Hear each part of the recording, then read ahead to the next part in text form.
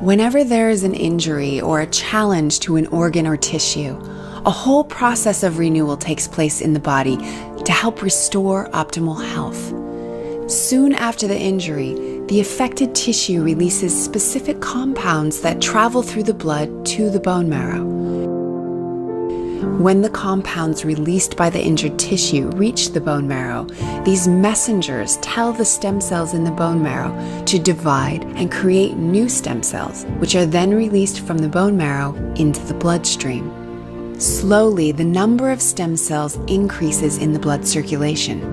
At the same time, the affected tissue releases another compound called stromal-derived factor 1, or SDF1, that attracts stem cells. As stem cells circulate in the fine blood vessels of the affected tissue and sense the presence of this compound, they stop in the blood flow and migrate into the tissue.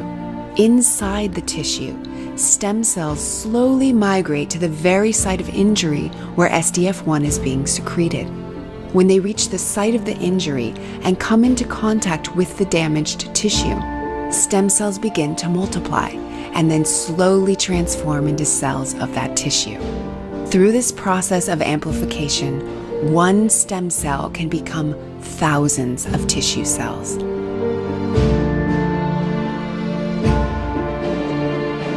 It is through this natural process of renewal that the body maintains optimal health every day of our lives. More stem cells in circulation means that more stem cells are available to participate in the process of tissue repair. Maturing into other tissues in our body. These cells are called pluripotent stem cells, but very quickly thereafter, they become specialized. They can only contribute to the tissue in which they live. These are tissue-specific stem cells. So stem cells in the brain only produce new brain cells, and those in the gut produce gut cells. Almost all our organs contain a small population of these tissue-specific stem cells. In every tissue, many cells die when they reach their normal lifespan or after injury. In some tissues, the lifespan of cells is very long. Cells in the heart, skeletal muscle, brain, and the lens in your eye all live very long. In contrast, in other tissues, the lifespan of cells is very short, such as skin, gut, and blood. In fact, every week the inner lining of your gut is renewed, and every month your skin is replaced completely.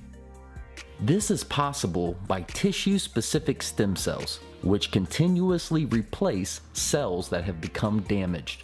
One could argue that tissue stem cells are nature's own anti-aging mechanism. Without these stem cells, many tissues would age prematurely, as no repair could ever happen. Whereas skin wounds recover very quickly in young infants, as we grow older, healing gets more difficult. Many old people suffer from too few blood cells and become susceptible to infections or anemia. It seems very plausible that reduced tissue functionality is directly related to reduced stem cell functionality. So how do stem cells age? As stem cells divide, they replicate their DNA and pass this on to their two daughter cells. Damaged DNA is therefore bad for stem cells. Patients that suffer from diseases that result in increased levels of DNA damage typically have problems with regenerating tissue and age prematurely. A special case of DNA damage relates to the ends of chromosomes, also referred to as telomeres. The ends of telomeres shorten a little bit with every cell division. If the ends become too short, a stem cell cannot properly divide anymore. There may be multiple reasons why stem cells perform worse with age. Stem cell therapy is a potential solution that aims to solve this problem. Mesenchymal stem cells, or MSC, are pluripotent stem cells with the ability to lengthen telomeres, rejuvenate cellular health, and regenerate damaged tissue, so we can live longer and enjoy higher quality.